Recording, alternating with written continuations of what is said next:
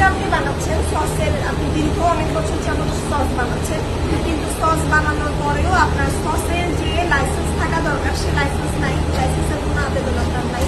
এছাড়া হচ্ছে যে কালারটা আপনি সসে ইউজ করতেছেন সেই কালারের যে ডকুমেন্টস আপনি আমাদের দেখিয়েছেন সেই ডকুমেন্টসেরও মেয়াদ নাই, এবং আমাদের যারা এক্সপার্ট এসেছেন ডিএসটিআই থেকে ওনারা আপনার এই যে কালারটা পরীক্ষা করেছেন, পরীক্ষা করার পর হাত থেকে এই রং যাচ্ছে না।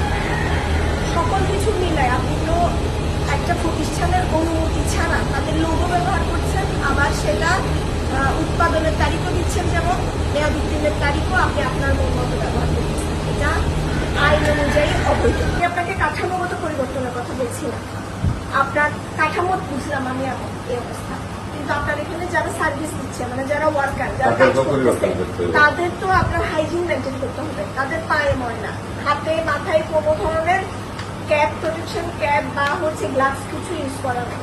কোনো কিছু ইউজ না করে এটা ইচ্ছা মতো আপনি নিচে খাবার রাখছেন, এটার উপর দিয়ে যাচ্ছে, উপর দিয়ে আসতেছে, পায়ে ময়লা নেই।